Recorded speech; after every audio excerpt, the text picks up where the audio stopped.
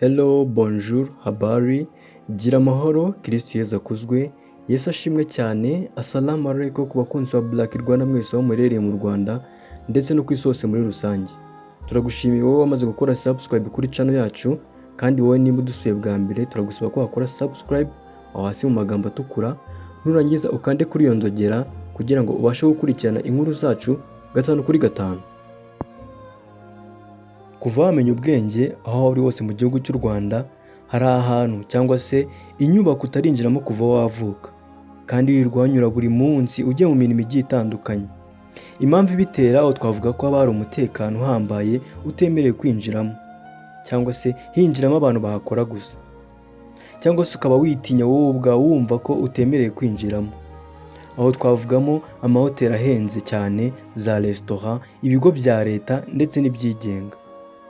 Muri aka kanya tugiye kurebera hamwe ahantu 10 hambere harinzwe cyane mu Rwanda, cyangwa se ahantu hari umutekano uhambaye kurusha ahandi. Twahisemo tugendeye ku mirimo ihakorerwa, amateka afite, umutekano harangwa mu buryo bugaragarira amaso. Ahenshi muri ahantu harinzwe cyane mu Rwanda ntabwo byemewe kuba wafata amafoto, kuko hari ibyapa bibuza abantu guhafata amashusho ayo ari yo yose. Ni muri ubwo buryo aho tutemerewe gufata amafoto turifashisha amashusho yafashwe na satelite za Google kugira ngo tubashe kumenya neza aho hantu tutarinze tuhagera. Niyo mpamvu tugusaba gukurikirana video mpaka irangiye. Tugiye guhera ku mwanya wa 10 tugeze ku mwanya wa mbere. Ku mwanya wa 10 turasanga ikigo cyitwa National Electric Control Center, kikaba kiri mu kindi kigo cyitwa REG cyangwa se Rwanda Energy Group. Kikaba ari ikigo cya leta gishinzwe ibijyanye n'ingufu. Giherereye mu mujyi wa Kigali, Igikondo, ahazwi nk'Imburabuturo. Nk'uko tubizi twese ubuzima tubayeho muri iki gihe bushingiye ku mashanyarazi. Ibikoresho byinshi dukoresha mu buzima busanzwe harimo nka telefone, internet, radio, televiziyo, mudasobwa, frigo, amatara yo ku muhanda, byose bikoresha amashanyarazi. Niyo mpamvu umwanzi wese washaka guhungabanya umutekano w'igihugu yahera ku mashanyarazi, nk'uko twagiye tubibona mu mafilime agiye atandukanye. Cyangwa se urugero nk'iyo umuriro ugiye, ibyiyumviro uhita ugira muri wowe wibaza igihe umuriro uri bugarukire. Kino kigo ukirebeye hanze ntabwo wamenya ko gikora ibintu byose tugiye kukubwira. Kino kigo tukirebeye hanze dore nuko nguko kimeze, tugerageje kwinjiramo imbere dore nuko nguko hameze. Muri iki kigo harimo abakozi batari benshi cyane kuko bakoresha ibikoresho byinshi by'ikoranabuhanga bibafasha koroshya akazi. Muri make bakaba bakontorora icyitwa cyose ko ari amashanyarazi kiri mu gihugu cy'u Rwanda. Ni ukuvuga ngo bashinzwe gusaranganya amashanyarazi kuri buri bunyarwanda.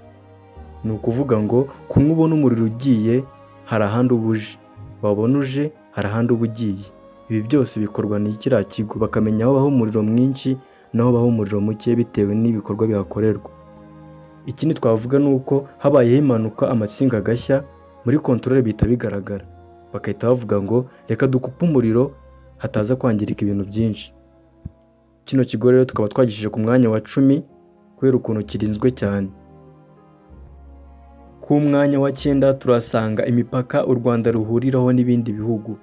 Nk'uko tubizi u Rwanda ruri hagati y'ibihugu 4 harimo Uburundi, Repubulika ya Demokarasi ya Kongo, Tanzania ndetse n'Ubugande. Hagati y'u Rwanda n'Uburundi harimo umupaka wa Nemba. Hagati y'u Rwanda na Repubulika ya Demokarasi ya Kongo harimo umupaka wa Rusizi ndetse n'umupaka wa Goma ariyo bita Petite Barriere. Hagati y'u Rwanda na Tanzania harimo umupaka wa Rusumo. Hagati y'u Rwanda n'Ubugande harimo umupaka wa Cyanika, Gatuna ndetse na Kagitumba. Ku mupaka hakaba hari umutekano udasanzwe kuko ibyinjira n'ibisohoka biciye ku butaka byose nibo bica, abinjira n'abasohoka niho baca. Bivuze ko byanze bikunze washaka guhungabanya umutekano w'igihugu niho yaca nawe. Rero naho hakaba harinzwe umutekano mu buryo buhambaye. Hakaba hari abasirikare batojwe bihagije. Hakaba haje ku mwanya wa 9 ahantu harinzwe cyane mu gihugu cy'u Rwanda. Ku mwanya wa 8 turasanga ambasade ya Amerika mu Rwanda iherereye Kacyiru, ikaba iyobowe n'umudiplomate witwa Peter Vluman umaze kumenyekana cyane kubera uburyo azi kuvuga ururimi rw'ikinyarwanda neza. Aha hantu hakaba hari umutekano ukomeye, harindwa n'abasirikare b'Abanyamerika ndetse n'Abanyarwanda batojwe bikomeye. Hari amabwiriza ahabwa abantu bahanyura bisanzwe ndetse n'abagiye kwinjira muri ambasade mo imbere. Abahanyura bisanzwe buri muntu wese yemerewe kuhanyura, ariko iyo urengeje igihe cy'iminota 3 uhagaze bakubaza icyo hamara, bakakubwira kuhava, waba ugenda mu modoka cyangwa se ugenda n'amaguru. Naho abinjira muri ambasade mo imbere bagiye kwaka visa cyangwa se izindi serivisi harimo nko gusoma cyangwa se izindi zitandukanye, nabo bagira amabwiriza baranga. Tugiye kurebera hamwe ibintu bitemewe kwinjiza muri ambasade ya Amerika. Ubashije kubyinjizamo waba ukoze icyaha gikomeye, uhanwa n'amategeko. Ibintu utemerewe kwinjiza muri ambasade ya Amerika mu Rwanda, aho twavugamo niwemerewe kwinjizamo ikintu cyose electronique gikoresha batiri. Aho twavugamo telefone, cassette, amadiske na twa iPod, byose ntabwo byemewe kubyinjiza muri ambasade ya Amerika. Ibikapu byo mu mugongo, ibikapu batwara mu ntoki binini cyane ntabwo byemewe, kwinjizamo ibiryo ntabwo byemewe, gutwara za envelope zifunitse ntabwo byemewe, kwinjizamo itabi, kwinjizamo za briquet cyangwa se ibibiriti ntabwo byemewe, kwinjizamo ibintu bisongoye aho twavugamo nk'imakasi, ibyuma ndetse n'imisumari ntabwo byemewe, cyangwa se kwinjizamo ikintu cyose cyaturika nabyo ntabwo byemewe. Babigufatanye wahitanwa n'amategeko. Naho hakaba haje ku mwanya wa 8 ahantu harinzwe cyane mu gihugu cy'u Rwanda. Ku mwanya wa 7 turasanga ikigo cya gisirikare cyitwa Gabiro Military Base, kikaba giherereye mu karere ka Nyagatare. Mu gihe wasuye nk'umusivile ufite gahunda ikujyanyemo, ugomba kuba wujuje ibi bikurikira. Ugomba kuba ufite ibyangombwa bikuranga byemewe n'amategeko. Ugomba kuba ufite impamvu yumvikana ikujyanyemo. Mu gihe waje n'imodoka ugomba kuyandikisha mbereho icyumweru mbere y'uko uhagera. Mu gihe uhageze waba waje n'amaguru cyangwa se waje n'imodoka, bagomba kureba niba uri muri systeme yabo. Kandi mu gihe igikorwa kikujyanye kirangiye uhita uvanwa muri systeme ako kanya.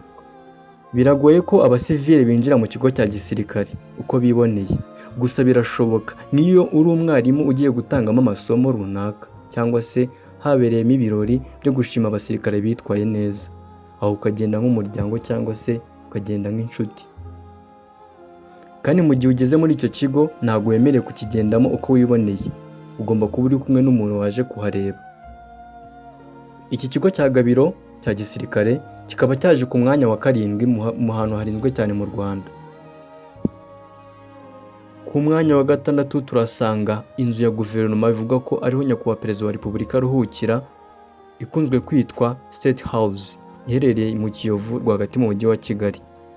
Aha hantu kuhanyura gusa uhita ubona ko harinzwe cyane, kuko amasaha 24 ku yandi haba hari abasirikare. Bamwe barinda umukuru w'igihugu tukunze kwita abajepe. Aha hantu ntabwo byemewe gufata amashusho cyangwa se amajwi, nta nubwo wemerewe kuhagarara. Tugiye kwifashisha amashusho yafashwe na satellite za Google kugira ngo tubashe kuhamenya neza. Hano hantu uri inyuma y'ibipangu byaho ntabwo ushobora kumenya ikiberamo imbere mu buryo bwo gukaza umutekano. Niyo mpamvu tugiye kwifashisha amashusho yafashwe na satellite za Google kugira ngo tubashe kuhamenya neza. Nk'uko bibona hari inzu yanditseho State House ikikijwe n'ishyamba. Aha hantu uri inyuma y'igipangu nta kintu na kimwe wabona uretse kubona abashinzwe umutekano gusa. Tukaba nta makuru menshi tuhafiteho bitewe n'uburyo bw'umutekano, ntabwo hakunzwe kuvugwa cyane. Tukaba twashyize ku mwanya wa 6 ahantu harinzwe cyane mu gihugu cy'u Rwanda.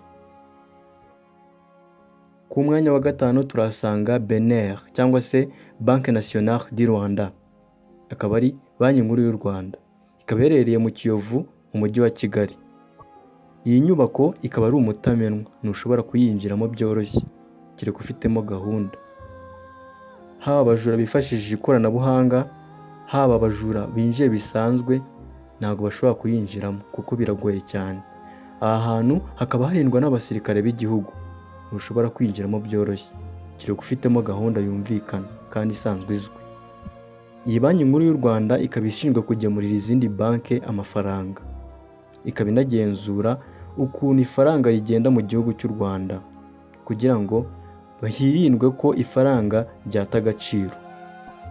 Bitewe n'ukuntu harinzwe mu buryo bugaragarira amaso, hakaba haje ku mwanya wa 5 mu hantu harinzwe cyane mu gihugu cy'u Rwanda.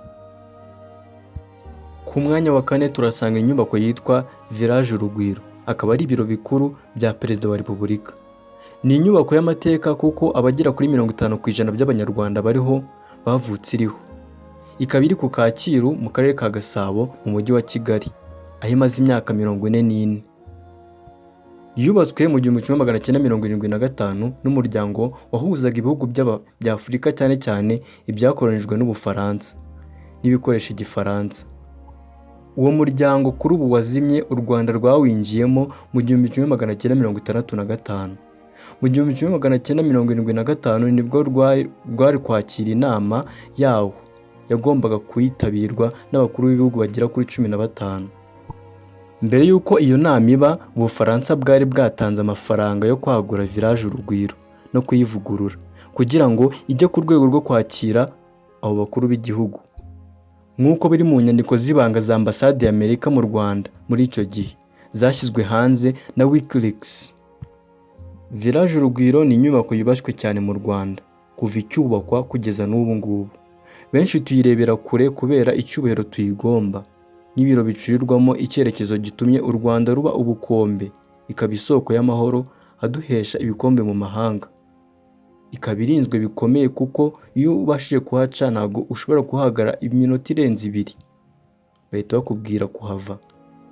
Tukaba twayishyize ku mwanya wa 4 w'ahantu harinzwe cyane mu gihugu cy'u Rwanda. Ku mwanya wa 3 turasanga inyubako yitwa Kigali Convention Center, ikaba ifite na hoteli yitwa Radisson Blue Hotel, ikaba ari hoteli y'inyenyeri 5. Iyi nyubako ikaba iherereye mu mujyi wa Kigali Kimihurura hafi ya Rompuwe. Ikaba ari inzu ya guverinoma. Ikaba yaruzuye itwaye amafaranga agera kuri miliyoni 300 z'amadolari, akaba miliyari 290 y'amanyarwanda. Iyi nyubako yatangiye kubakwa mu 2009. Byari biteganyijwe ko izuzura mu mwaka wa 2012, ariko amikoro atuma ituzura muri uwo mwaka, iza kuzura mu mwaka wa 2016, aho yaje gufungurwa na nyakubahwa Perezida wa Repubulika Paul Kagame. Kigali Convention Center ifite hoteli y'inyenyeri 5 ifite ibyumba 292 n'icyumba cy'inama gishobora kwakira abasaga 2500. Iyi nyubako nta muntu uhejwe kuyinjiramo, buri munyarwanda wese yemerewe kuyinjiramo, waba ugiye mu birori cyangwa se ugiye mu nama cyangwa se ugiye kwiyakira muri hoteli, buri muntu wese yemerewe kuyinjiramo. Niyo mpamvu umutekano waho urakajijwe mu buryo bw'iterambere. Iyi nyubako iyo umuntu agiye kuyinjiramo arabanza akarekana ibyangombwa, bakabanza bakamubaza icyo agiye kuyikoramo. Ikaba ifite za kamera buri nguni yayo, ntabwo ushobora kwinjiramo ngo uteze akaduruvayi, bahita babimenya. Iyi nyubako bitewe n'ukuntu yakira abantu benshi bakomeye, ikaba irindwa n'abasirikare batojwe bikomeye. Mu buryo bw'umutekano uyirebeye hanze uhita ubona ko itangaje kubera ukuntu yubatse. Iyi nyubako bitewe n'ukuntu irenze izindi mu Rwanda, ikaba ifite ibintu biri hanze yayo bimeze nk'amavaze bashyiramo indabo. Ibi bintu ubibonye wagira ngo ni iby'umutako, ariko bipima amatoni n'amatoni, ntabwo ushobora kubyinjiramo utabihereye uburenganzira. Birakomeye cyane, n'igikamyo uko cyaba kingana kose ntabwo cyahabomora. Iyi nyubako bitewe n'ukuntu irinzwe cyane, ikaba yaje ku mwanya wa 3 mu hantu harinzwe cyane mu gihugu cy'u Rwanda. Ku mwanya wa 2 turasanga ikibuga cy'indege mpuzamahanga cya Kigali, giherereye i Kanombe mu mujyi wa Kigali. Nk'uko tubizi twese, ingendo zose zikoreye mu kirere, ni ukuvuga ngo indege zose ziguye mu gihugu cyangwa se zivuye mu gihugu, ikibuga cy'indege baba babizi. Ku kibuga cy'indege mpuzamahanga cya Kigali hakaba hakorera n'ingabo zirwanira mu kirere. Mu buryo bw'umutekano, kwinjira mu kibuga cy'indege hari amabwiriza aharanga. Tugiye kurebera hamwe ayo mabwiriza kugira ngo tubashe gusobanukirwa neza. Kwinjira mu kibuga cy'indege nta modoka ufite, uragenda ukinjira ahantu bakagusikaninga bakamenya niba nta kindi kintu ufite ku mubiri wawe cy'icyuma cyangwa se intwaro. Ahangaha ukuramo umukandara waba uri umugabo cyangwa se ibindi byuma biri ku mubiri wawe ukabikuraho, ukabasha kunyura muri icyo cyuma. Iyo kidasonnye nibwo ubasha gucamo, ariko iyo gisonnye ukuramo ibintu byose ufite paka kidasonnye. Iyo bamaze kukugenzura werekana ibyangombwa byawe, harimo indangamuntu cyangwa se ikindi cyangombwa cyemewe n'amategeko. Iyo ibyo birangiye uhita wikomereza. Mu gihe waje n'imodoka urinjira, iyo modoka bakayigenzura bakayireba neza niba nta kindi kintu ifite, bagashyiramo za mbwa zabo bakareba ko nta kindi kintu ifite cyaba ari igisasu cyangwa se ikindi kintu cyahungabanya umutekano. Iyo ibyo birangiye werekana ibyangombwa byawe ubundi ukikomereza. Iyo umaze kwinjira mu kibuga cy'indege, iyo ugiye kwakira umuntu uvuye hanze nta handi hantu bongera kukugenzura, uragenda ukamutegereza. Ariko iyo ugiye gutega indege hari ahandi hantu uca bakabanza bakakugenzura. Mu buryo bw'umutekano hari ahantu ubanza guca bakabanza bakagukoresha icyo bita nka interview cyangwa bakakubaza ibibazo bituma bamenya uwo uri we, ukerekana ibyangombwa bakareba ko byujuje ubuziranenge. Ibyo ngibyo birangiye werekana imizigo yawe nayo bakayigenzura bakoresheje za X-ray. Kuri uru rwego ukuramo inkweto kandi ntabwo wemerewe gutwara amacupa manini. Ubundi bakagusikaninga umubiri wose bakamenya ko nta kindi kintu kiri ku mubiri wawe. Iyo birangiye urikomereza ukajya gutega indege. Mbere yuko tukubwira ko ahantu hari ku mwanya wa mbere mu hantu harinzwe cyane mu gihugu cy'u Rwanda, twagusabaga ko wabanza gukora subscribe aho hasi mu ibara ritukura, nurangiza ukande kuri iyo nzogera kugira ngo ujye ubasha gukurikirana inkuru zacu 5 kuri 5. Ku mwanya wa mbere turasanga urugo rwa nyakubahwa Perezida wa Repubulika Paul Kagame ruherereye hafi y'ikiyaga cya Muhazi. Muri uru rugo hakaba harimo ibintu byose nyakubahwa Perezida wa Repubulika akeneye. Aho twavugamo ikibuga cya tennis, ikibuga cya basket ndetse harimo n'ifamu y'inka ibafasha kubona amata yo kunywa. Iyi nyubako ni umutamenwa kuko ntawapfa kuyivogera uko yiboneye. Irarinzwe cyane haba mu mazi, ku butaka ndetse no mu kirere. Wowe ukumva iyi nkuru, kwinjira muri iyi nyubako ni inzozi niba utari umwe mu muryango wa nyakubahwa Perezida wa Repubulika. Ikaba yaje ku mwanya wa mbere mu hantu harinzwe cyane mu Rwanda. Turagushimiye wowe wabanye natwe video kabirangiye, tugusaba ko wakora subscribe niba ari ubwa mbere wari udusuye kugira ngo ujye ubasha gukurikirana inkuru zacu 5 kuri 5. Kandi tukwibutsa ko igihugu cy'u Rwanda cyose kirarinzwe. Hano tumaze gukubwira ni ahantu harinzwe 10 hambere mu Rwanda kurusha ahandi. Wakoze kubana natwe.